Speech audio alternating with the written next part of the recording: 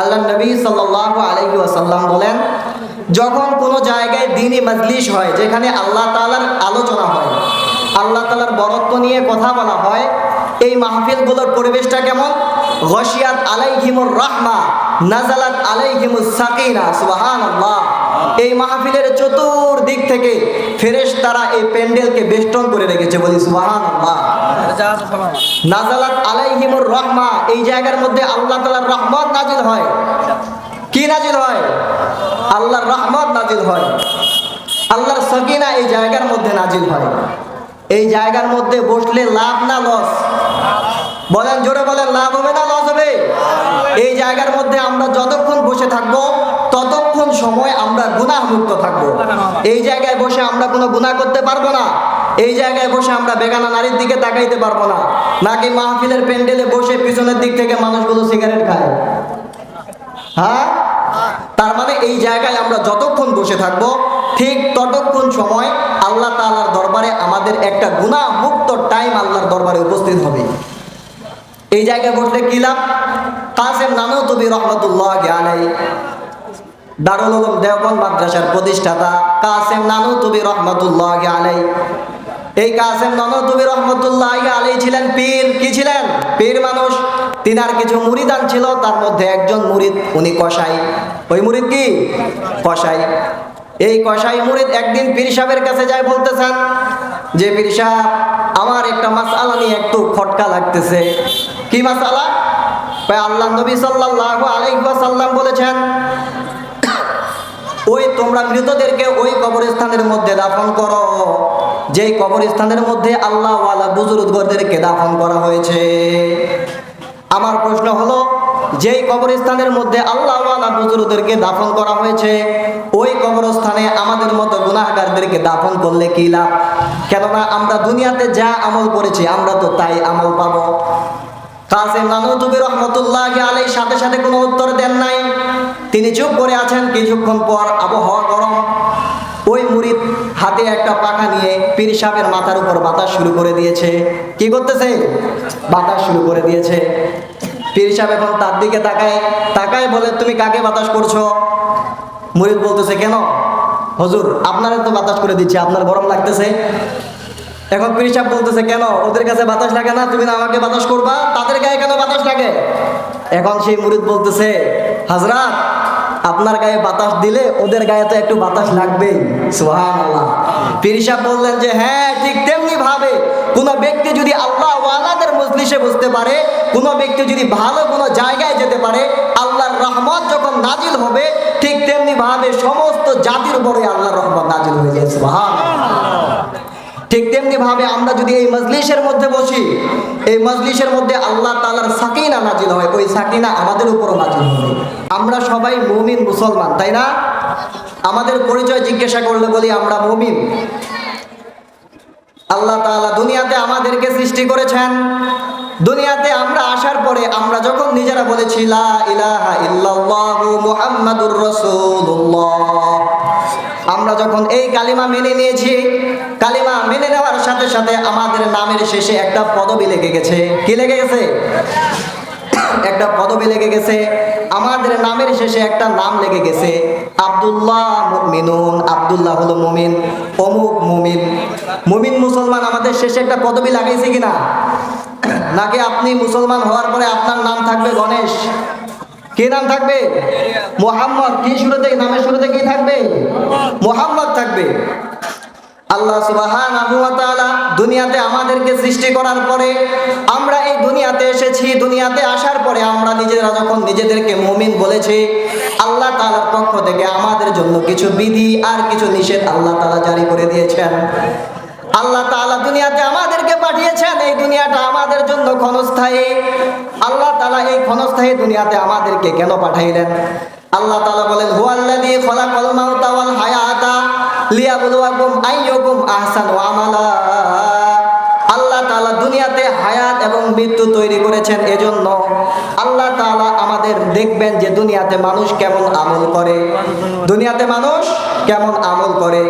আল্লাহ নবী সাল্লাল্লাহু আলাইহি ওয়াসাল্লাম বলেন, আদ-দুনিয়া ইন্নাদ দুনিয়া হুলওয়াতুন খাসিরা, এই দুনিয়াটা হলো চাকচিক্যময় মিষ্টান্ন দ্বারা ভরপুর। ওয়া ইন্নাল্লাহা মুস্তাখলিফুকুম ফিহা, আর আল্লাহ তাআলা তোমাদেরকে এই দুনিয়ার মধ্যে প্রতিনিধি করে তৈরি করেছেন। বলুন তো এই পুরা পৃথিবীর মালিকানা কার? আরো জোরে বলুন, এই পৃথিবীর মালিকানা কার? তাহলে আল্লাহ তাআলা আমাদেরকে দুনিয়াতে পাঠাইলেন কেন? আল্লাহ তাআলা বলেন, ইন্নাল্লাহা মুস্তাখলিফুকুম ফিহা, আল্লাহ তাআলা দুনিয়াতে আমাদেরকে প্রতিনিধি করে তৈরি করেছেন। ফায়ানজুরু কাইফা তা'মালুন, আল্লাহ তাআলা দেখবেন বান্দা দুনিয়াতে আমি তোমার সবকিছু আয়ত্তস্থ করে দিয়েছি, তুমি সবকিছু তোমার জন্য করে দিয়েছি, বান্দা সবকিছুই তোমার গোলাম, আর তুমি বান্দা আমি আল্লাহর গোলাম। পৃথিবীর কুল কায়নাত যত মাখলুকাত আছে এই সব মাখলুকাত তোমার খেদমত করবে, আর তুমি বান্দা আমি আল্লাহ তাআলার ইবাদত করবে।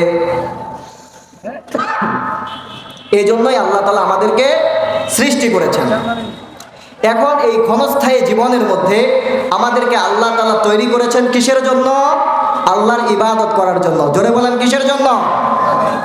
আল্লাহ তাআলার ইবাদতের জন্য। আল্লাহ তাআলার ইবাদত কি? আল্লাহ তাআলা দুনিয়াতে আমাদেরকে সৃষ্টি করার পরে আল্লাহ তাআলা আমাদেরকে কিছু করণীয় দিয়েছেন আর কিছু বর্জনীয় দিয়েছেন। কিছু করণীয় দিয়েছেন, কথাগুলো খুব মনোযোগ সহকারে বুঝবেন। আল্লাহ তাআলা আমাদেরকে কিছু করণীয় দিয়েছেন আর কিছু বর্জনীয় দিয়েছেন। যেগুলো করণীয় সেগুলোকে বলা হয় ইবাদত। আল্লাহ তাআলা আমাদেরকে যা যা করতে বলেছে সেগুলো করার নাম হলো ইবাদত। আল্লাহ তাআলা আমাদেরকে যা যা ছাড়তে বলেছেন সেগুলো ছেড়ে দেওয়ার নাম হলো ইবাদত। আর আল্লাহ তাআলা আমাদেরকে যেগুলো করতে আদেশ করেছেন সেগুলো না করা হলো মাসিয়াত। আর আল্লাহ তাআলা আমাদেরকে যেগুলো করতে মানা করেছেন সেগুলো করার নাম হলো মাসিয়াত। এক কথায় আল্লাহ তাআলার হুকুম মোতাবেক চলার নাম হলো ইবাদত, আর আল্লাহ তাআলার হুকুমের বিপরীত চলার নাম হলো মাসিয়াত। যে ব্যক্তি আল্লাহ তাআলার হুকুম মোতাবেক চলে তাকে বলা হয় আবেদ। তাকে কি বলা হয়? আর যে ব্যক্তি আল্লাহ তাআলার হুকুম মোতাবেক চলে না তাকে বলা হয় আসি। এক কথায় আমরা যাদেরকে বলি পাপী, পাপিষ্ঠ, গুনাহগার। এই পাপীগুলো দুনিয়াতে আল্লাহ যা হুকুম করেছেন তা করে না। আল্লাহ তাআলা বলেন, বান্দা আমি তোমাকে দুনিয়াতে পাঠাইলাম, ফাআলহামাহু ফুজুরাহা ওয়া তাকওয়াহা, আমি আল্লাহ তাআলা তোমাকে দুইটা জিনিস দিয়েছি। তোমাকে ভালো মন্দ বিবেচনা করার মতো আমি আল্লাহ তাআলা তৌফিক দিয়েছি। তোমাকে একটা মেধা দিয়েছি আমি আল্লাহ তাআলা। ওই মেধা দিয়ে তুমি চাইলে বাছাই করে দেখতে পারবে তোমার জন্য কোনটা ভালো, তোমার জন্য কোনটা খারাপ। এই জ্ঞান দেওয়ার পরে আমি আল্লাহ তাআলা তোমাকে দুনিয়াতে পাঠাইছি, তুমি তোমার জ্ঞান দিয়ে বিবেচনা করে দেখবে আমি আল্লাহ তাআলার হুকুমগুলো মানবে কি মানবে না। আমরা যারা মুসলমান আল্লাহর প্রতি ঈমান এনেছি, আমরা জ্ঞান দ্বারা চিন্তা করে দেখি আল্লাহ তাআলা আমাদেরকে সৃষ্টি করেছেন আল্লাহর ইবাদতের জন্য। এই জন্য আমরা দুনিয়াতে এসে নিজেদেরকে মুমিন বলে দাবি করি। আমরা কালিমা পড়ে যখন মুমিন হয়ে গিয়েছি ঠিক সাথে সাথে আল্লাহ তাআলার পক্ষ থেকে আমাদের উপর কিছু বিধিনিষেধ জারি হয়ে গিয়েছে। যেমন একটা ছেলে মাদ্রাসায় পড়ে কিংবা স্কুলে পড়ে, এই ছেলেটা যখন মাদ্রাসা অথবা স্কুলে ভর্তি হওয়ার আগে তার অবস্থাটা কেমন ছিল?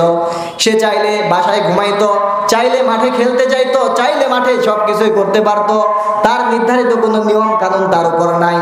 কিন্তু যখন কোনো ছাত্র মাদ্রাসায় কিংবা স্কুলে ভর্তি হয়ে যায়, ভর্তি ফর্ম পূরণ করার পরে সেই ফর্মের পিছন পৃষ্ঠার মধ্যে কিছু নির্দেশনাবলী থাকে, থাকে কিনা? সেখানে লেখা থাকে যে এই ছাত্রটি হাফ প্যান্ট পরে মাদ্রাসার মধ্যে আসতে পারবে না, এই ছাত্রটি মাদ্রাসায় থাকাকালীন কোনো সিনেমার হলে যাইতে পারবে না, এই ছাত্রটি কোনো অবৈধ মোবাইলের মধ্যে খারাপ জিনিস দেখতে পারবে না, এই ছেলেটি মন চাইলেই ঘুমাইতে পারবে না, মন চাইলেই খাইতে পারবে না। এই মাদ্রাসার যে নিয়ম আছে এই নিয়ম মোতাবেক ওই ছাত্রকে চলতে হবে। এমন নির্দেশনা থাকে কিনা? এই নির্দেশনার পিছনে আমরা একটা সিগনেচার করার পরে আমাদের নাম হয় ছাত্র। ঠিক তেমনি ভাবে ঈমান নামক যখন আল্লাহ তাআলার তাওহীদ আমরা গ্রহণ করেছি, লা ইলাহা ইল্লাল্লাহ গ্রহণ করার সাথে সাথে আমাদের নাম হয়েছে মুমিন। আমাদের নাম কি হয়ে গিয়েছে? মুমিন হয়ে গিয়েছে। এখন আল্লাহ তাআলা যখন আমাদের নাম মুমিন বললেন, আল্লাহ তাআলা বলেন, বান্দা যখন তুমি নিজেকে মুমিন বলেছো সাথে সাথে তোমার উপর সুদ খাওয়া হারাম হয়ে গিয়েছে। যখন তুমি নিজেকে মুমিন বলেছো তোমার উপর অন্যের হক নষ্ট করা হারাম করে দিয়েছে। দিয়েছি। যখন তুমি নিজেকে মুমিন বলেছো রে বান্দা, আমি আল্লাহ তাআলা তোমার উপর 5 ওয়াক্ত নামাজ ফরজ করে দিয়েছি। ও বান্দা, যখন তুমি নিজেকে মুমিন বলে দাবি করেছো, আমি আল্লাহ তাআলা তোমার উপর দায়িত্ব দিয়ে দিয়েছি, তুমি কারো হক নষ্ট করতে পারবে না, তুমি মুমিন হয়ে কাউকে কষ্ট দিতে পারবে না, তুমি মুমিন হয়ে কারো উপর অন্যায় করতে পারবে না। কিন্তু দুনিয়াতে আমরা নিজেদেরকে মুমিন বলার পরেও আমরা গুনাহের কাজ করি কি করি না বলেন তো? করি কি করি না? চুপ করে থাকবো না কথা বলবো? আমরা গুনাহের কাজের মধ্যে লিপ্ত হয়ে যাই। অনেক সময় আমরা গুনাহের কাজ করে ফেলি। কেন গুনাহের কাজ করি? গুনাহের কাজ করলে কি ক্ষতি? আল্লাহ তাআলা কোরআন পাকের মধ্যে বলেন, ফাআম্মা মান তাগা ওয়া আথারাল হায়াতাদ দুনিয়া ফাইন্নাল জাহিমা হিয়াল মাওয়া। ফাআম্মা মান তাগা, যে ব্যক্তি দুনিয়াতে এসে সীমা লঙ্ঘন করে, আল্লাহ তাআলা যা হুকুম দিয়েছেন, যে বিধি নিষেধ আল্লাহ তাআলা দিয়েছেন, সেই বিধি নিষেধ মেনে চলে না। এই বিধি নিষেধ না মেনে চলার 1 নম্বর কারণ হলো ওয়া আথারুল হায়াতাদ দুনিয়া, এই পার্থিব দুনিয়াকে তারা প্রাধান্য দেয়। কি প্রাধান্য দেয় তারা? এই পার্থিব দুনিয়াকে তারা প্রাধান্য দেয়। আচ্ছা বলেন তো, দুনিয়া আমাদের জন্য চিরস্থায়ী না ক্ষণস্থায়ী? ক্ষণস্থায়ী এই দুনিয়া, এই দুনিয়ার সব কিছুই ক্ষণস্থায়ী। এই দুনিয়ার লাভ আমাদের জন্য ক্ষণস্থায়ী, এই দুনিয়ার লস আমাদের জন্য ক্ষণস্থায়ী, এই দুনিয়ার সব কিছুই আমাদের জন্য ক্ষণস্থায়ী।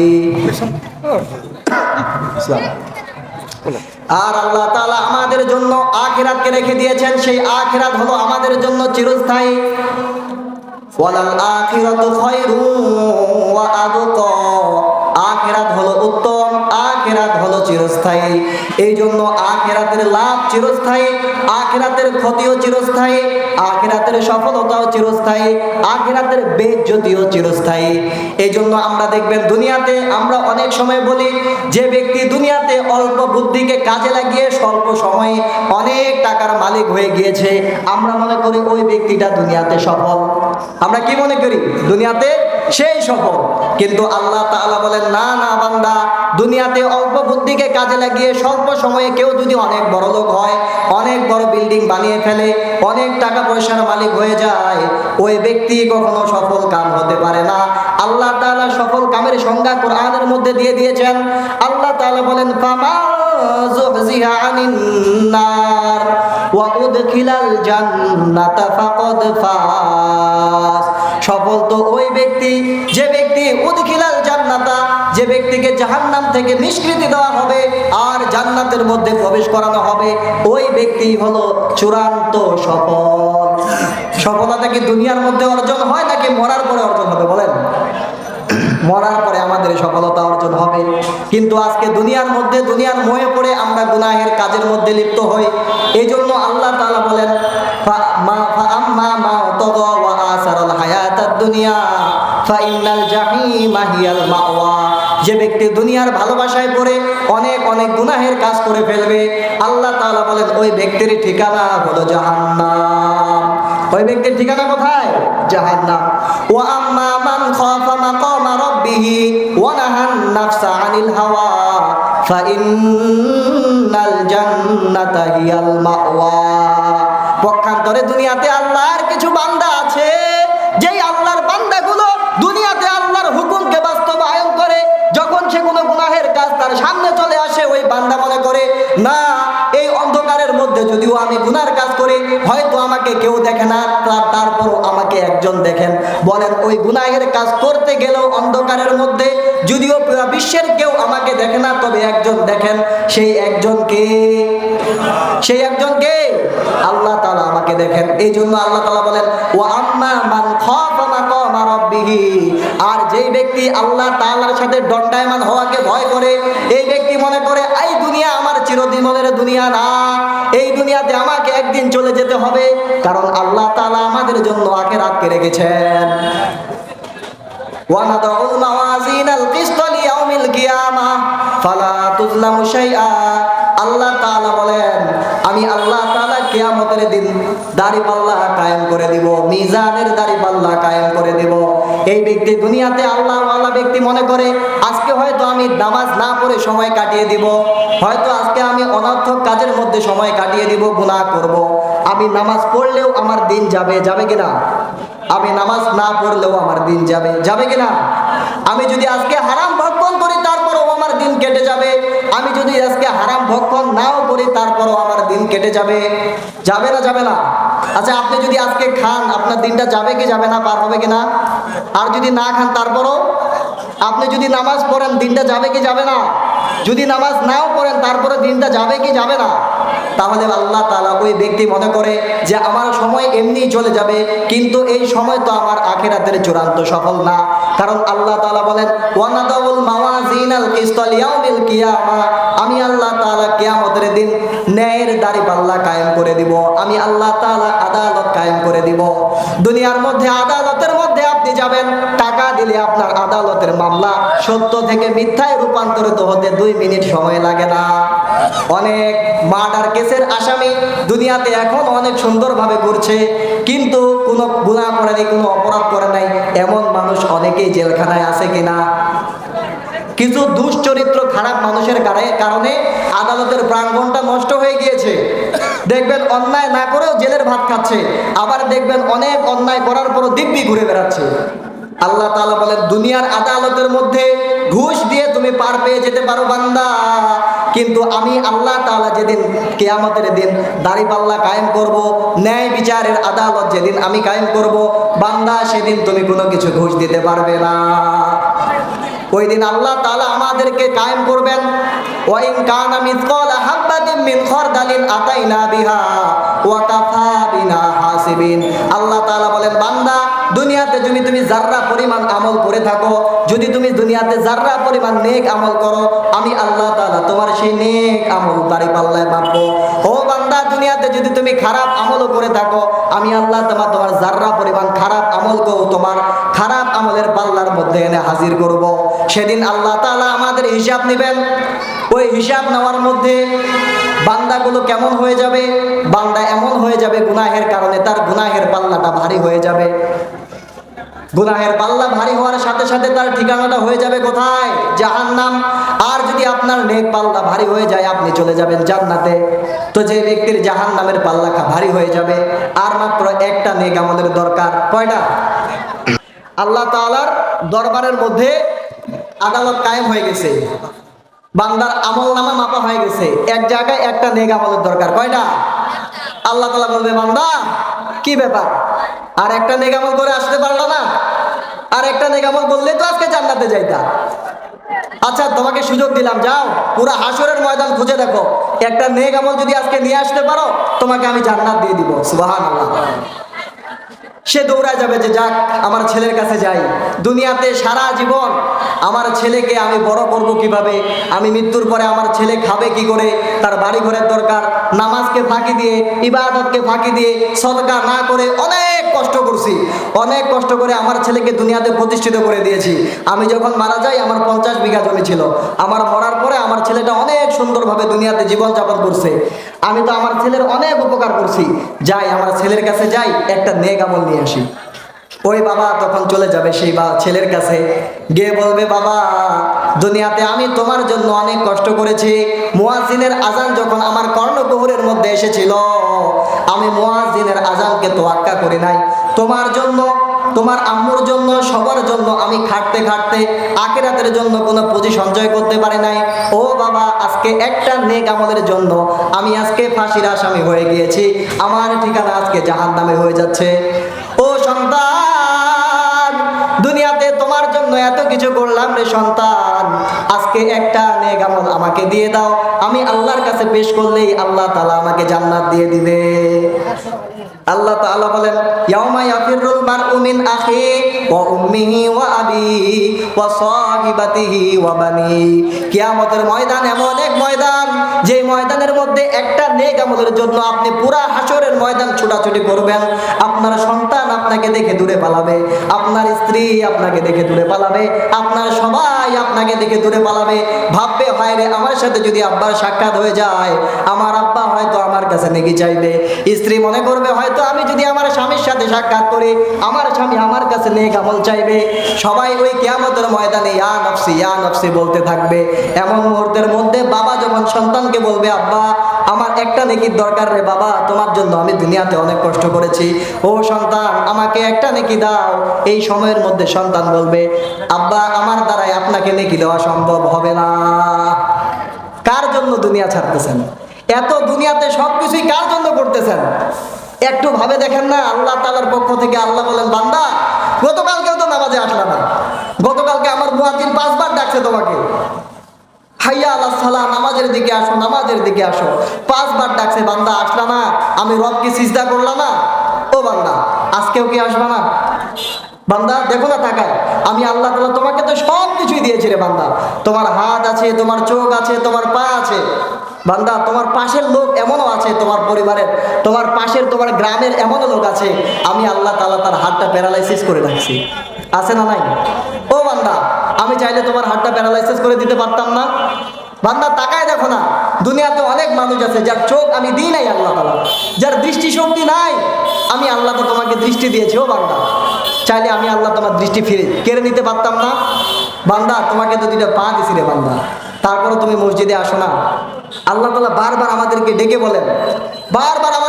বলেন, বান্দা কি ব্যাপার, তোমার কি হয়ে গিয়েছে? তুমি কি দুনিয়াতে মস্ত হয়ে গিয়েছো? দুনিয়া নিয়ে থেকে যাবে, দুনিয়া নিয়ে তুমি দুনিয়া নিয়েই থাকবে।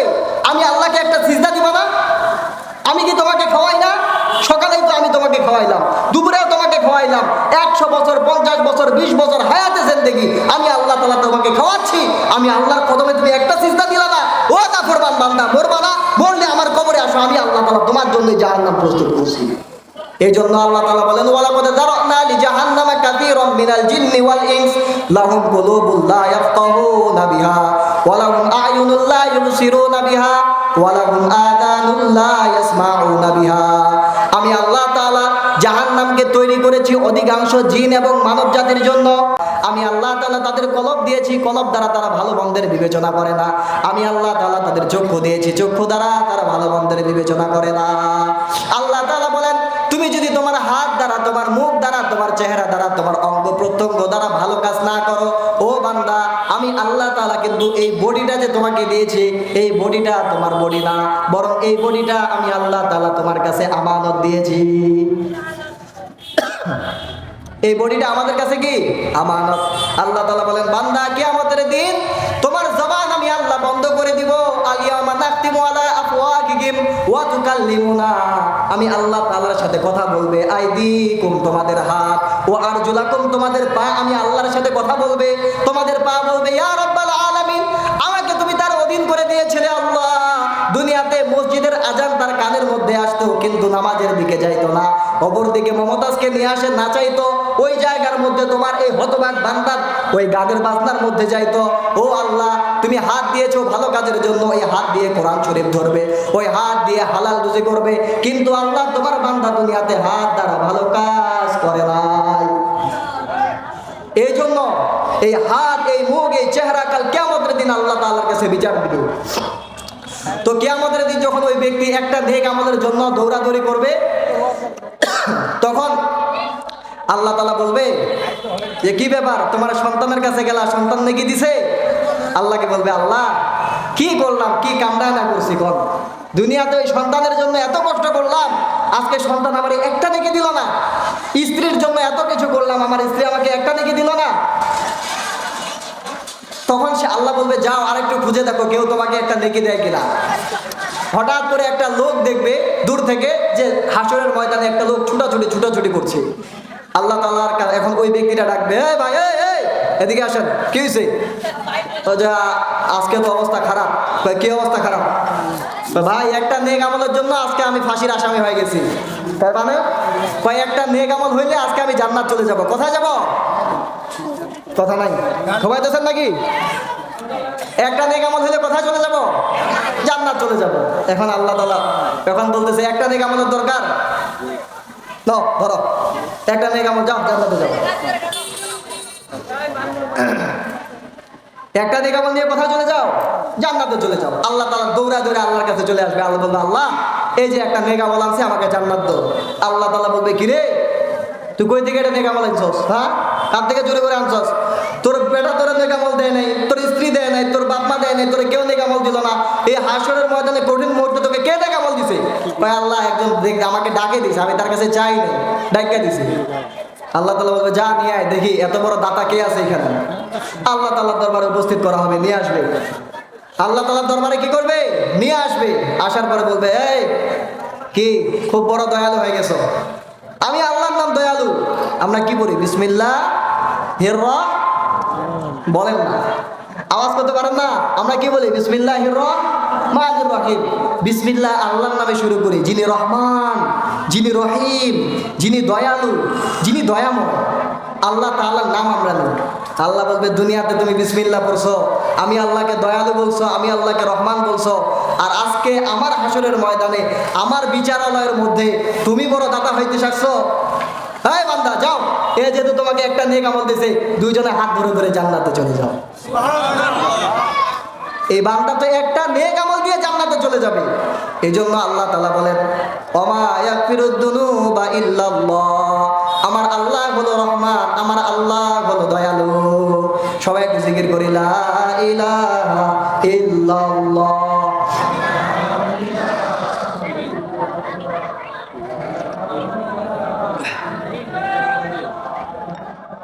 মনে কিছু নিয়ে না, একটা কথা বলুন, আগে মাপ চাই নিচ্ছি। আমরা যে পুরুষ বেড়া মানুষ মনে হইতেছে না। পর হাত নে কাহা হিম্মতে মর্দানা চাহিয়ে, আরে আওয়াজ হবে বুলন্দ পুরুষ মানুষের। বেলালে হাবশী রাদিয়াল্লাহু তাআলা আযান দিতেন মাইক ছাড়া, পুরা এলাকার মধ্যে আওয়াজ পৌঁছে যেত। ওমর রাদিয়াল্লাহু তাআলার আওয়াজ ছিল সিংহের মতো, আমাদের যারা পূর্বপুরুষ তাদের আওয়াজ ছিল সিংহের মতো। আজকে আমরা মুসলমান, আমাদের আওয়াজ হচ্ছে বেড়ি মানুষের মতো। এই জন্য সব জায়গায় আজকে আমাদের প্রথম, ইহুদি খ্রিস্টানরা আমাদের ঘাড়ের উপর চেপে বসেছে। এই যে আমাদের আওয়াজ হচ্ছে বেড়ি মানুষের মতো। আওয়াজ করে বলি, লা ইলাহা ইল্লাল্লাহ। একটু মনে হইতেছে হইছে।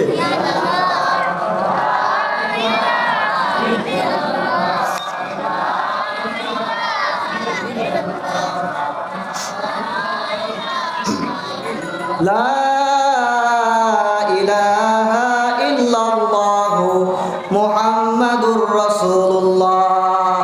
এবার আল্লাহ তাআলা বলতেছেন, ও বান্দা, তুমি এই মাহশারের ময়দানের মধ্যে আমার এক বান্দাকে একটা নেকি দিলা, তোমরা দুইজনে যাও, আমি আল্লাহ তাআলা তোমাদেরকে জান্নাত দিয়ে দিলাম। আমার আল্লাহ তাআলা হলেন রহমান, আমার আল্লাহ হলেন দয়ালু। আমার আল্লাহ বলেন, আল্লাহ তাআলা যেদিন আরো সবকিছুই সৃষ্টি করে দিয়েছেন, সেই আরশের মধ্যে লেখা আছে, সাবাকাত রহমাতি আলা গজবি, আমি আল্লাহ তাআলার রহমত আমার গজবের থেকে অনেক আগে। আরেকবার বলি সুবহানাল্লাহ। আমাদের আওয়াজটাই হচ্ছে না এখনো, বেড়ে মানুষের মধ্যে এখন আওয়াজ আসতেছে।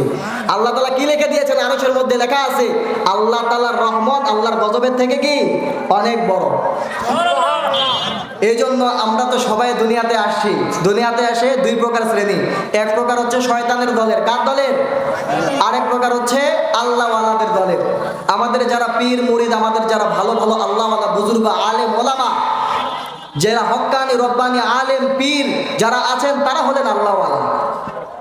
তাদের ভুল খুব কম, দুই একটা করে ফেলে। আর যারা আমরা সাধারণ মানুষ আছি, আমরা হচ্ছে ভুলে ভরা, আমরা হচ্ছে ভুলের গুডাউন। আমরা কি ভুলের গুডাউন, আমাদের ভুল দ্বারা ভর্তি। কিন্তু আল্লাহ তাআলা আমাদেরকে সুযোগ দিয়েছেন। আল্লাহ তাআলা বলেন, কুল ইয়া ইবাদিয়াল্লাযীনা আসরাফু আলা আনফুসিহিম, কুল হে নবী বলে দিন, ইয়া ইবাদিয়াল্লাযীনা আসরাফু, আমার ওই সমস্ত বান্দারা যারা তোমরা নিজেদের উপর গুনাহ করেছো, নিজেদের উপর জুলুম করেছো, যারা গুনাহ করার কারণে, পাপাচার করার কারণে নিজেদের উপর জুলুম করেছো, লা তাকনাতু মির রাহমাতিল্লাহ, তোমরা আমি আল্লাহর রহমত থেকে নৈরাশ হইও না। সুবহানাল্লাহ বলতে কষ্ট হচ্ছে। ইন্নাল্লাহা ইয়াগফিরুদ দুনুবা জামিআ, ও বান্দা, আমি আল্লাহ তাআলা তোমার জীবন জীবনের সমস্ত গুনাহগুলো ক্ষমা করে দিব তুমি যদি তওবা করার মতো তওবা করতে পারো। সাইয়েদনা হযরত ওমর রাদিয়াল্লাহু তাআলা আনহু রাসূলের দরবারে যাচ্ছেন। প্রতিমধ্যে যাইতে গেলে দেখলেন একজন যুবক রাস্তার ধার পাশে বসে কান্না করতেছে। ওমর রাদিয়াল্লাহু তাআলা জিজ্ঞেস করলেন, ও যুবক, কি হয়েছে তোমার? আমাকে খুলে বলো, তুমি কেন কান্না করছো? আমাকে বলো তোমার কি হয়েছে? ওই যুবক কোনো কথা বলে না, কান্না করে। ওমর রাদিয়াল্লাহু তাআলা আবার বললেন, রে যুবক, তোমার কি হয়েছে আমাকে বলো না দেখি, আমি হয়তো তোমার সমস্যার সমাধান করে দেব। তোমাকে কি ক্ষুধা লাগছে? আমাকে বলো, আমি তোমার খাওয়ার ব্যবস্থা করে দিচ্ছি। ও যুবক, তোমার কি থাকার জায়গা নাই? আমাকে বলো, আমি তোমার জন্য থাকার জায়গা করে দিচ্ছি। যুবক, তোমার কি সমস্যা? আমাকে বলো, তোমার কান্না আমি সহ্য করতে পারছি না। ওই যুবক এবার জবাব দিয়ে বললেন, আমি এত বড় গুনাহ করে ফেলেছি, আমি অপরাধ করে ফেলেছি, আমার অপরাধের ক্ষমা হবে কিনা আমি তো জানি না। ওমর রাদিয়াল্লাহু তাআলা বললেন, সমস্যা নাই, তুমি আমার সাথে চলো রাসূলের দরবারের মধ্যে। রাসূল হলেন রাহমাতুল লিল আলামিন, আল্লাহর পক্ষ থেকে তিনি হলেন রহমত। চলো আমরা রাসূলের দরবারে যাই, হয়তো রাসূলের দরবারে গেলে তোমার সমস্যার সমাধান হবে। ওই যুবককে নিয়ে গেল রাসূলের দরবারের মধ্যে। রাসূলের সামনে বসানো হলো। ওই যুবক কান্না করছে। রাসূল বললেন, যুবক রে, বলো তুমি কেন কান্না করছো? কি তোমার অপরাধ? কি কারণে তুমি গুনাহ করেছো যে তুমি এত কান্না করতেছো? ওই যুবক চুপ করে আছে, কিছু বলে না। রাসূল আবার বললেন, ও যুবক, বলো তুমি কি করেছো? তুমি কি শিরক করেছো নাকি? ওই যুবক বলল, না ইয়া রাসূলুল্লাহ, আমি শিরক করি নাই।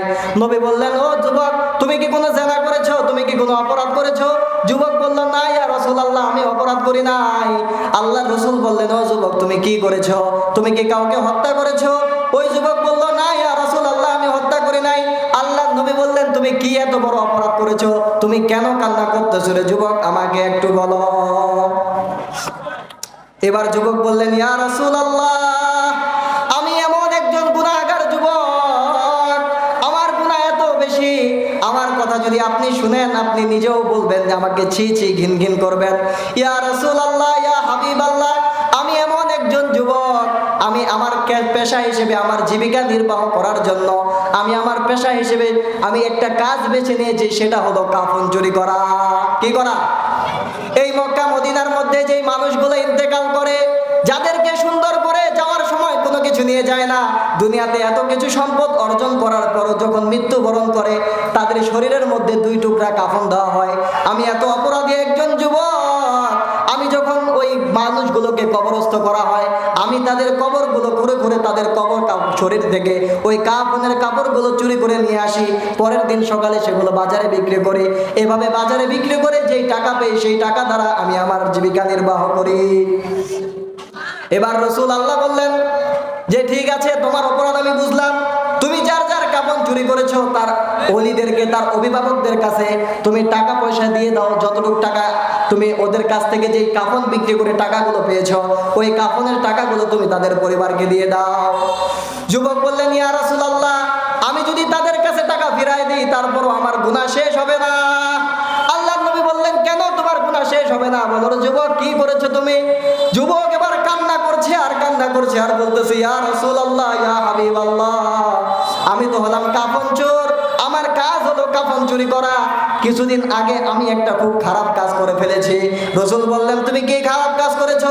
যুবক বললেন, ইয়া রাসূলুল্লাহ, কিছুদিন আগে মদিনার মধ্যে একজন সুন্দরী রূপবতী একজন মহিলা মারা গিয়েছে, একজন যুবতী মহিলা মারা গিয়েছে। আমার কানের মধ্যে খবর আসলো। যখন আমার কানের মধ্যে খবর আসলো, খবর আসার সাথে সাথে আমি খুশি হয়ে গেলাম। যেহেতু মহিলাকে মাটি দেওয়া হয়েছে, তার মানে কাপড় একটু বেশি আজকে পাবো। পুরুষদেরকে দাফন করলে 2 টুকরা 3 টুকরা কাপড় লাগে, আর মহিলাকে দাফন করলে কতটুকু কাপড় লাগে? আওয়াজ নাই। কয় টুকরা? তাহলে 2 টুকরা বেচালে দাম বেশি পাবে না 5 টুকরা বেচালে দাম বেশি পাবে?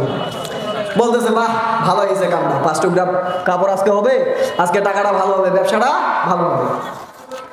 ইয়া রাসূলুল্লাহ, ইয়া হাবিবাল্লাহ, আমি যখন ওই মহিলার কাপড় চুরি করার জন্য তার কবরটা খুঁড়লাম, কবর খোঁড়ার পরে যখন আমি ওই মহিলার শরীর থেকে কাপড়গুলো খুলে নিলাম, কাপড় খুলে কবর থেকে আমি উঠে চলে যাব, এমন সময়ের মধ্যে শয়তান আমার কানের মধ্যে আমার কাছে যে ওয়াসওয়াসা দিল, এ যুবক, তুমি আজকে যেই মহিলার কবরের মধ্যে নেমে তাকে উলঙ্গ করে তার কাপড়গুলো নিয়েছো, এই মহিলা এই মক্কার মদিনার মধ্যে সব থেকে সুন্দরী। এই মহিলা এমন এক সুন্দরী মহিলা, তুমি কোনোদিন এমন সুন্দরী মহিলা দেখো নাই। ও যুবক, তুমি চাইলেই তোমার মনের বাসনা তার সাথে পূরণ করতে পারো। ও যুবক, তুমি আর এমন সুযোগ কোনোদিন পাবে না। ওই যুবক কান্না করছে আর বলছে, ইয়া রাসূলুল্লাহ, ইয়া হাবিবাল্লাহ, আমি শয়তানের ধোঁকায় পড়ে ওই সময়ের মধ্যে ওই মহিলার সাথে জিনা করে ফেলেছি। নাউজুবিল্লাহ বলে জোরে, ইয়া রাসূলুল্লাহ, ইয়া হাবিবাল্লাহ, আমি ওই মহিলার সাথে জিনা করে ফেলেছি। জিনা যখন কাজ শুরু করে দিলাম, জিনা করতে করতে একটা পর্যায়ে আমার মনের খায়েশ যখন শেষ হয়ে গেল, ইয়া রাসূলুল্লাহ, ইয়া হাবিবাল্লাহ, আমি যখন কবর থেকে উঠতে যাব ঠিক সেই মুহূর্তের মধ্যে গায়বী থেকে একটা আওয়াজ আসলো। ওই আওয়াজ আমাকে এসে বলল, ও যুবক রে, তুমি এইটা কি কাজ করলে রে যুবক? এই পুরা কবরস্থানের মধ্যে এতগুলো লাশের মাঝখানে তুমি আজকে আমাকে উলঙ্গ করে আমার সাথে জিনার কাজ করলা। ও যুবক, আমার পরিবার তো আমাকে কত সুন্দর করে গোসল করে দিয়েছিল, আমার পরিবার আমাকে কত সুন্দর করে কাপড় পরিয়ে দিয়েছিল, আমাকে পাক পবিত্র করে এই জায়গার মধ্যে দাফন করছে। ও যুবক, তুমি আমাকে নাপাক করে দিলে। যুবক রে, কাল কিয়ামতের ময়দানে আল্লাহর মাহশারের আদালতের দিন আমাকে তুমি নাপাক করে উঠতে বাধ্য করে দিলে। ও যুবক, আমার অপরাধ কি ছিল? তুমি কেন আমার সাথে এই কাজটা করলে? ওই পাপী যুবক তখন বলতে লাগলো, ইয়া রাসূলুল্লাহ, ইয়া হাবিবাল্লাহ, এই আওয়াজ যখন আমার কানের মধ্যে এসেছে, সাথে সাথে আমি কবর থেকে উঠে চলে গিয়েছি। আমার মাথার মধ্যে আর কোনো কিছুই ঢুকছে না। আমার ওই আওয়াজগুলো কানের মধ্যে বারবার এসে বাড়ি দেয়। আমার খালি এই কথাটাই মনে পড়ে, আমি কি করলাম? আহারে, এই গুনাহের কাজটা কেন করলাম? আহারে, এই গুনাহের কাজটা কেন করলাম? ইয়া রাসূলুল্লাহ, আমি এমন এক গুনার কাজ করে ফেলেছি, হয়তো দুনিয়ার মধ্যে এর থেকে বড় আর কোনো গুনাহ হতে পারে না। আল্লাহ নবী সাল্লাল্লাহু আলাইহি ওয়াসাল্লাম শুধু বলেছেন, ঠিকই রে যুবক, মানুষকে দুনিয়াতে এত বড় গুনাহ করতে পারে। এই কথা শোনার সাথে সাথে যুবক চলে গেছে, দৌড় দিয়ে চলে গেছে পাহাড়ের মধ্যে, আর চিৎকার চিৎকার করে কান্না করছে, আমি এত বড় গুনাহ করে ফেলেছি, আল্লাহর নবীও আমার থেকে মুখ ফিরিয়ে নিয়েছেন।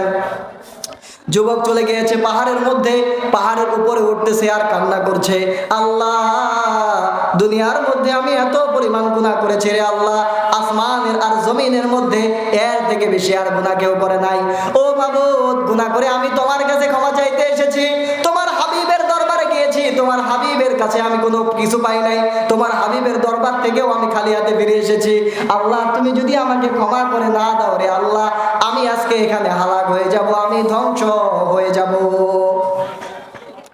এই যুবক কান্না করছে, কান্না করছে, একদিন, 2 দিন, 3 দিন করে কান্না করতে করতে 40 দিন অতিবাহিত হয়ে গেছে।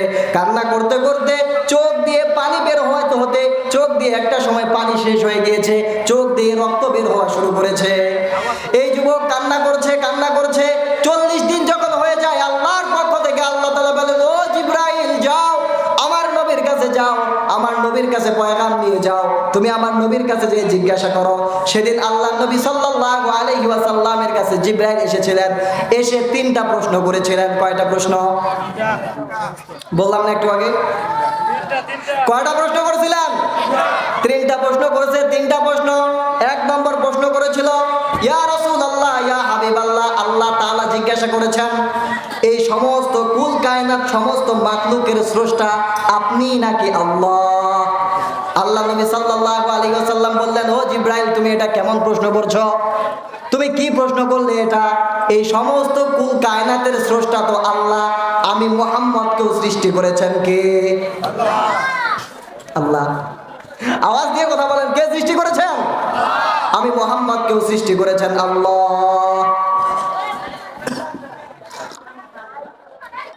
দ্বিতীয় নম্বর প্রশ্ন করলো, ইয়া রাসূলুল্লাহ, ইয়া হাবিবাল্লাহ, আপনি বলেন, আল্লাহ তাআলা প্রশ্ন করেছেন, এই সমস্ত কুল কায়নাত যারা আছে, এই কুল কায়নাতের রিজিকের ব্যবস্থা কে করেন, আপনি নাকি আল্লাহ? মুহাম্মদ সাল্লাল্লাহু আলাইহি ওয়াসাল্লাম বললেন, ও জিবরাইল, এই কুল কায়নাত সব কিছুর স্রষ্টা আল্লাহ, সব কিছুর রিজিক দাতাও, সব কিছু রিজিক দাতাও আল্লাহ। আমি মুহাম্মদকে যিনি রিজিক দেয় তিনি হলেন আল্লাহ, সব কিছুর স্রষ্টা হলেন আল্লাহ। তৃতীয় নম্বর প্রশ্ন করলো, ইয়া রাসূলুল্লাহ, ইয়া হাবিবাল্লাহ, আল্লাহ তাআলা প্রশ্ন করেছেন, আপনার উম্মতের গুনাহ ক্ষমাকারী আপনি নাকি আল্লাহ? উম্মতের গুনাহ ক্ষমাকারী কে? আল্লাহ। আল্লাহ নবী সাল্লাল্লাহু আলাইহি ওয়াসাল্লাম উত্তর দিলেন, উম্মতের গুনাহ ক্ষমাকারী হলেন আল্লাহ। জিবরাইল বললেন, ইয়া রাসূলুল্লাহ, ইয়া হাবিবাল্লাহ, 40 দিন পূর্বে আপনার কাছে একজন পাপী যুবক এসেছিল। এই পাপী যুবক গুনাহের কাজ করেছিল। সে কবরের মধ্যে একটা মৃত মহিলার সাথে জেনার কাজ করেছিল। আপনি তাকে তাড়িয়ে দিয়েছেন। ইয়া রাসূলুল্লাহ, ইয়া হাবিবাল্লাহ, আপনার ওই পাগল উম্মত পাহাড়ের মধ্যে আল্লাহ তাআলাকে ডাকে আর কান্দে, আল্লাহ তাআলাকে ডাকে আর কান্দে, ডাকে আর কান্দে। আল্লাহ তাআলা আপনার ওই পাগল উম্মতকে ক্ষমা করে দিয়েছেন। আপনি যান, খোঁজ লাগান, আপনার ওই পাগল উম্মতকে নিয়ে এসে খবর দিয়ে দেন, আল্লাহ তাআলা তার গুনাহ ক্ষমা করে দিয়েছেন। আল্লাহ তাআলা বলেন, কুল ইয়া ইবাদিয়াল্লাযীনা আসরাফু আলা আনফুসিহিম লা তাকনাতু মির রাহমাতিল্লাহ ইন্নাল্লাহা ইয়াগফিরুদ যুনুবা জামিআ। হে বনি আদম, তুমি নিজের উপর জুলুম করেছো, তুমি নিজের উপর অন্যায় করেছো, নিজের উপর খারাপ কাজ করে তুমি নিজেকে জাহান্নামী বানিয়ে দিয়েছো। লা তাকনাতু মির রাহমাতিল্লাহ, তুমি আল্লাহর রহমত থেকে নৈরাশ হইও না। ইন্নাল্লাহা ইয়াগফিরুদ যুনুবা জামিআ, আল্লাহ তাআলা তোমার জীবনের সমস্ত গুনাহ খাতাগুলো ক্ষমা করে দিবেন। এই জন্য আল্লাহ তাআলা বলেন, আল্লাহ তাআলা কোরআন পাকের মধ্যে বলেন, ইয়া আইয়ুহাল্লাযীনা আমানু তুবু ইলাল্লাহি তাওবাতান নাসুহা, তোমরা আল্লাহর কাছে তওবা করো। তওবা কি করতে বলেছেন? তওবা করতে বলেছেন। তাহলে দুনিয়াতে আমরা গুনার কাজ করে ফেলি, তাই না? করি কিনা? গুনার কাজ করেন নাই এমন কেউ এখানে আসি? আমি হুজুর বসে আছি, আমিও বলতে পারবো না, কারণ আল্লাহ নবী বলেছেন, কুল্লু বনি আদম খাত্তা ও খায়রু খাত্তাইনা তাওয়াবুন, প্রত্যেক বনি আদম গুনাহ করে, তবে ওই বনি আদম সবথেকে উত্তম যে গুনাহ করার সাথে সাথে কি করে? তাওবা করে। এই জন্য আল্লাহ তাআলা আমাদেরকে যেটা শিক্ষা দিয়েছেন সব থেকে বড় কাজ, আল্লাহ তাআলা দেখেন আমাদের উপর আল্লাহ তাআলা কোরআন নাজিল করে দিয়েছেন, তাই না? কোরআন নাজিল করার পরে আল্লাহ তাআলা বলছেন, আলিফ লাম মিম যালিকাল কিতাবু লা রাইবা ফীহি হুদাল লিল মুত্তাকিন। আলিফ লাম মিম যালিকাল কিতাব, এই কোরআন হলো এমন এক কিতাব, লা রাইবা ফীহি, যে কিতাবের মধ্যে কোনো সন্দেহ নাই। কি নাই? সন্দেহ নাই। 1400 বছর আগে কোরআন নাজিল করেছেন আল্লাহ। ওই কোরআন আজও পর্যন্ত অবিকৃত, ওই কোরআনকে বিকৃত করার মতো, ওই কোরআনের ভুল ধরার মতো কেউ এই দুনিয়ার মধ্যে জন্ম হয় নাই, কিয়ামত পর্যন্ত কেউ জন্ম হবেও না। কারণ এই কোরআন হলো চিরন্তর সত্য, এটা হলো আল্লাহর বাণী, চিরন্তর সত্য। এই কোরআন সত্য, এই কোরআনকে যারা মহব্বত করবে আল্লাহ তাআলা বলেন তারাই হেদায়েত প্রাপ্ত হবে। এই কোরআন পড়ে যারা আলেম হয়, যারা ওলামা ইকরাম হয়, এই ওলামা ইকরামকে যারা ভালোবাসবে আল্লাহ তাআলা বলেন তারাও হেদায়েত প্রাপ্ত হবে। আল্লাহ নবী সাল্লাল্লাহু আলাইহি ওয়াসাল্লাম বলেন, ও মাখলুক, তুমি নবীকে পাও নাই ঠিক আছে, তোমার জামানার মধ্যে তুমি ওলামা ইকরামকে পেয়েছো, তোমার যুগের মধ্যে ওলামা ইকরামের চেহারার দিকে তুমি মায়াবী নজরে তাকাবে, তোমার জীবনের সগীরা গুনাহগুলোকে আল্লাহ তাআলা ক্ষমা করে দিবেন। ওলামা ইকরামের সাথে ভালো আচরণ করতে হবে, ওলামা ইকরামের সাথে ভালো ব্যবহার করতে হবে, ওলামা ইকরামের চেহারার দিকে মায়াবী নজরে তাকাইতে হবে। সগীরা গুনাহগুলো ক্ষমা কে করে দিবেন? আওয়াজ নেই, চা গরম থাকবে একটু দিয়ে।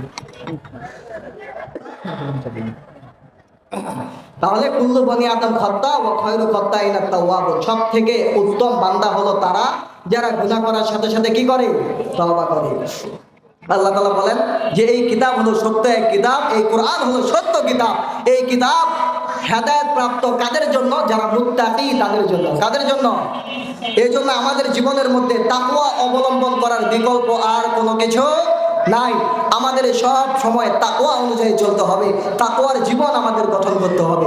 যদি আমরা আল্লাহর তাকওয়া অর্জন করতে পারি, আল্লাহ তাআলা বলেন, ওয়া মান ইয়াত্তাকিল্লাহা ইয়াজআল লাহু মাখরাজা, যে ব্যক্তি তাকওয়া অবলম্বন করবে, ইয়াজআল লাহু মাখরাজা, আল্লাহ তাআলা তার সব বিপদ থেকে তাকে আল্লাহ তাআলাই আসান করে দিবেন। এই জন্য আল্লাহ তাআলা, ওই যে শুরুতে বলছিলাম, এক শ্রেণীর মানুষ যারা দুনিয়াকে প্রাধান্য দিয়ে গুনাহের কাজ করে, আরেক শ্রেণীর মানুষ ওয়া আম্মা মান খাফা মাকামা রাব্বিহি ওয়া নাহান নাফসা, যে ব্যক্তি আল্লাহর সাথে দণ্ডায়মান হওয়াকে ভয় করে, যে কিয়ামতের দিন আমাকে আল্লাহর সামনে দণ্ডায়মান হতে হবে। এই জন্য শায়ের বলেন, আরে আকেল না হো গাফিল তুঝে দুনিয়া সে জানা है, तुझे एक दिन खुदा के सामने अपना मुंह दिखाना है। ও আকেল, তুমি তো জ্ঞানী ব্যক্তি, আল্লাহ তাআলা তোমাকে জ্ঞান দিয়েছে। ওই জ্ঞান দিয়ে তুমি একবার ভাবো, একবার চিন্তা করে দেখো, কাল কিয়ামতের দিন আল্লাহর সামনে তোমাকে দণ্ডায়মান হতে হবে। এজন্য আল্লাহ বলেন, ওয়া আম্মা মান খাফা মাকামা রাব্বিহি, যে ব্যক্তি আল্লাহ তাআলাকে ভয় করে, আল্লাহ তাআলার সামনে দণ্ডায়মান হওয়াকে ভয় করে, ওয়া আম্মা মান খাফা মাকামা রাব্বিহি ওয়া নাহান নাফসা, এবং নিজেকে খারাপ কাজ থেকে বাঁচিয়ে রাখে, ফা ইন্নাল জান্নাতা হিয়াল মাওয়া, ওই ব্যক্তির ঠিকানা হলো জান্নাত। ওই ব্যক্তির ঠিকানা কি? দেখেন, এখানে আমরা আসছি আজকে, তাই না? সবাই আমরা আসছি, প্রধান বক্তা, দ্বিতীয় বক্তা, পীর সাহেব, হুজুর, সবাই আমরা এখানে আসছি। আপনারা ওয়াজ শুনতে আসছেন, সবারই একটাই উদ্দেশ্য। কি উদ্দেশ্য? জান্নাতে যাওয়া, জাহান্নাম থেকে মুক্তি পাওয়া। এর বাইরে আর কারো কোনো উদ্দেশ্য আছে? বাইরে কারো কোনো উদ্দেশ্য আছে? এখানে একটাই উদ্দেশ্য, জান্নাতে যাব কিভাবে, জাহান্নাম থেকে বাঁচবো কিভাবে, এই উদ্দেশ্য নিয়েই আমরা এখানে এসেছি। তাহলে আল্লাহ তাআলা বলেন, বান্দা যদি জান্নাতে যেতে চাও তাহলে আল্লাহকে ভয় করতে হবে। হযরত ওমর রাদিয়াল্লাহু তাআলা আনহুর জামানা, আসহাবে সুফায় একজন যুবক নিয়মিত কোরআন হাদিস চর্চা করত। এই যুবক নিয়মিত কোরআন হাদিসের চর্চা করত। তার আত্মীয় স্বজন বলতে কেউ নাই, মা, ভাই, বোন, আত্মীয় স্বজন কেউ নাই। একজন বৃদ্ধ বাবা আছে। কে আছেন? কে আছেন? একজন বৃদ্ধ বাবা। এই যুবক সারাদিন আসহাবে সুফার মধ্যে, মসজিদে নববীর মধ্যে কোরআন হাদিস পড়ালেখা করে, কোরআন হাদিস শিখে, কোরআন হাদিসের চর্চা করে, আর রাত্রিবেলায় সে বাবার কাছে যায়। বাবার কি হাজত আছে সেই হাজতগুলো পূরণ করে দেয়, বাবার কি খেদমত আছে সেই খেদমতগুলো আঞ্জাম দেয়। তবে এই যুবক যখন রাত্রিবেলা সাহাবে সুফাত সাথীদের সাথে কাছ থেকে বিদায় নিয়ে পিতার কাছে যায়, ওই প্রতিমধ্যে রাস্তায় যাইতে গেলে একটা যুবতীর বাসা। কার বাসা? ওই যুবতীর বাসার মধ্যে যখন বাসার সামনে দিয়ে যায়, ওই যুবতী তখন তাকে বলে যে আসো আমরা খারাপ কাজের মধ্যে লিপ্ত হই। কি হয়? তো আল্লাহর বান্দা, সে তো খারাপ কাজের মধ্যে লিপ্ত হবে না, এভাবে তাকে বারবার ফুসলাতে লাগে। একদিন হঠাৎ করে, শয়তান তো আমাদের পরম শত্রু, তাই না? আল্লাহ তাআলা বলছেন, ইন্না শাইতানা লাকুম আদুব্বুম মুবিন, শয়তান হলো তোমাদের প্রকাশ্য দুশমন। শয়তান কি? শয়তান কি? কথাটা কিন্তু বলছেন প্রকাশ্য দুশমন। প্রকাশ্য আর অপ্রকাশ্য, যে জিনিসটা প্রকাশ্য সেটা আমরা দেখতে পাই, আর যেটা অপ্রকাশ্য সেটা গোপনীয়, সেটা আমরা আওয়াজ দেন, একটু কথা বলেন। যেটা প্রকাশ্য সেটা কি করি আমরা? এই আমি প্রকাশ্য, আমাকে দেখা যাচ্ছে, আমরা এই স্টেজে যারা আছি আমরা প্রকাশ্য, আমাদেরকে দেখা যাচ্ছে। আমাদের সাথে কিছু ফেরেশতাও আজকে এখানে আসছেন, তারাও প্রকাশ্য, তাদেরকে দেখা যায় না। যাচ্ছে দেখা? এখন আল্লাহ তাআলা বললেন যে, আল্লাহ বললেন ইন্না শাইতানা লাকুম আদুব্বুম মুবিন, শয়তান হলো তোমাদের প্রকাশ্য দুশমন। তাহলে শয়তানকে দেখা যায় না? আপনি আমি শয়তানকে দেখছি? হ্যাঁ, আমি তো দেখছি। দেখেন নাই আপনারা? শয়তান দেখেন নাই? আমি শয়তান দেখছি। শয়তানকে, যার উপর শয়তান ভর করে ওই বেটাই শয়তান। শয়তান যার উপর ভর করে সেই কি? শয়তান। এই জন্য যার উপর শয়তান ভর করবে, যার সাথে থাকলে আল্লাহর থেকে, আল্লাহর জিকির থেকে আপনি গাফেল হবেন, কখনোই তার সাথে যাবেন না, মনে করবেন সেই শয়তান। আজকে আমাদের যুবক ভাই যারা আছে, ওই যে 2 জন বন্ধু 3 জন বন্ধু মিলে ওই দেখেন দোকানে ঘুরপাক ঘুরতেছে কিনা, তাদের ঘরের মধ্যে শয়তান আছে। শয়তান বলতেছে ওইখানে যা বসে কি করবি, চল একটু আড্ডা দিয়ে আসি। আজকে আড্ডা দেওয়ার সময়, কালকেই মাহফিল হবে। সারা বয়ান যতক্ষণ আলোচনা হয়েছে অতক্ষণ ওই মানুষগুলো আড্ডা দিছে, এরাই হলো শয়তান। হয়তো কথাটা খারাপ লাগতেছে, কিন্তু এটাই বাস্তব। শয়তান যার উপর ভর করে সে কি? শয়তান। এই জন্য যার উপর শয়তান ভর করবে, যার সাথে চললে আল্লাহর জিকির থেকে আপনি গাফেল হয়ে যান, যার সাথে বন্ধুত্ব করলে নামাজের যেতে আপনার অলসতা হয়, যার সাথে বন্ধুত্ব করলে আপনার নামাজে রোজায় আপনার ইবাদত করতে খলল বিঘ্নতা সৃষ্টি হয়, মনে করবেন সেটাই শয়তান, তার থেকে আপনি দূরে যাবেন। আল্লাহ তাআলা তার থেকেই দূরে যাওয়ার হুকুম আপনাকে করেছেন। এই জন্য বলা হয় সৎ সঙ্গে স্বর্গবাস, অসৎ সঙ্গে ইয়ারে বদ বদ তর বুয়াদ আজ মারে বদ। যেটা শয়তান বন্ধু, ওই হচ্ছে শয়তান সাপের থেকেও খারাপ।